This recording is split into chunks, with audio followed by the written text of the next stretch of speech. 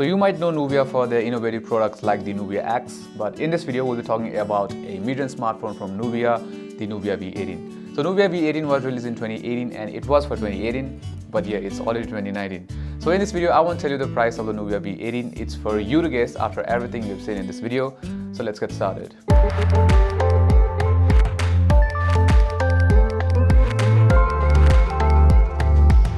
So, in the new Nubia V18, you get everything you'd expect from a 2018 smartphone. You get a tall 18:9 Full HD Plus IPS LCD screen at the front that measures at 6.01 inches.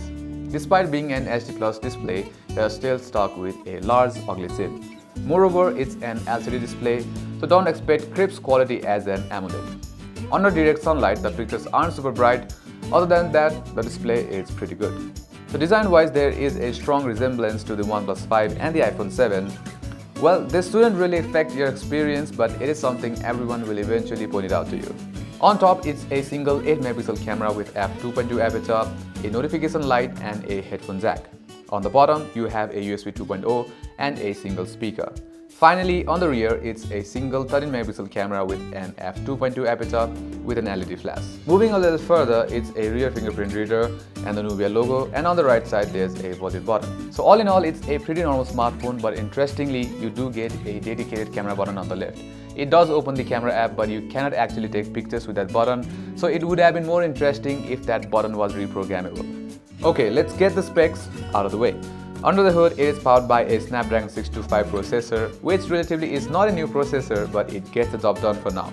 As for the memory, you get 4GB of RAM along with 64GB of internal storage, which can be expanded via a microSD. Now all of this runs on the Nubia UI 4.0, running on top of the Android Nougat, and at last you get an impressive 4000 mAh battery that powers everything. Talking about the build quality, it's a plastic smartphone. I mean, don't get your hopes up there, buttons do not have that clicky feedback.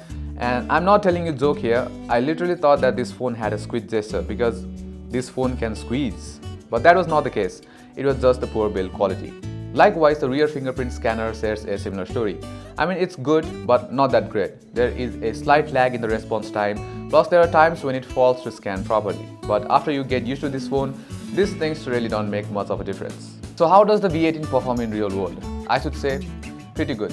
Everything runs as it should, the opening apps is pretty smooth and switching between the apps is pretty easy as well, and same goes for the gaming. Average games like Clash of Clans, Sniper 3D, Pinball Deluxe among other works perfectly. For heavier games like Pug G Mobile and Asphalt 9, it works under medium settings without any lag. And the people who are hardcore Pug G gamers, V18 will not let you down either. But you can only play it in the medium settings since you don't get to select the HD option. And I have been using this phone for almost 3 weeks now and I did not encounter any issues.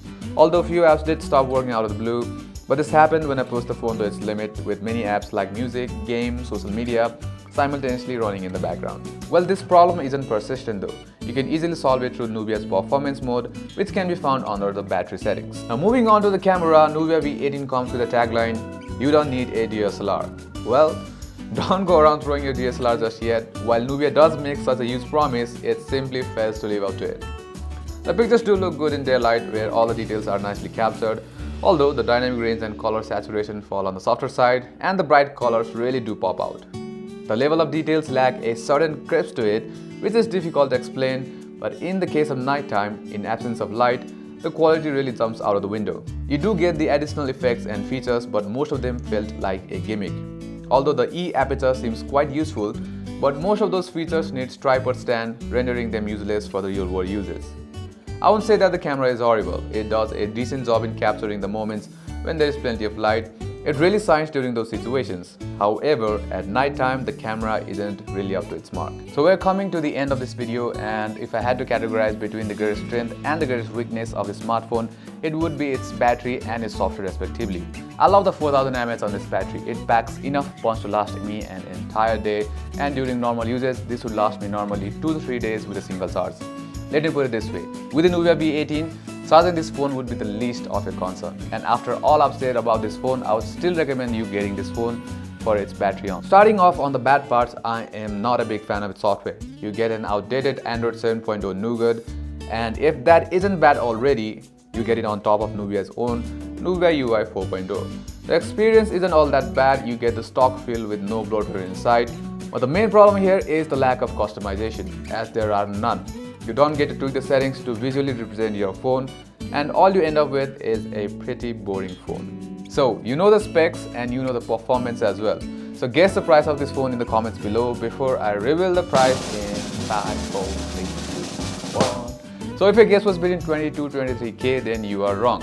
Well, don't worry, I was wrong as well, because looking at the phone, I couldn't believe that this phone cost rupees 27,500 and it is nowhere near its value. And I think that the price is the only thing that brings down this phone. For a phone announced in March 2018, this gives you an older processor, outdated software and a decent camera. I mean, it's a good phone, but it's nowhere worth the money that Nubia is asking for. So that's it for this video. Hope you guys liked it, and as always, like if you liked it and subscribe to our channel for further contents like this, and also hit that bell icon to get notifications. Until next time, namaste.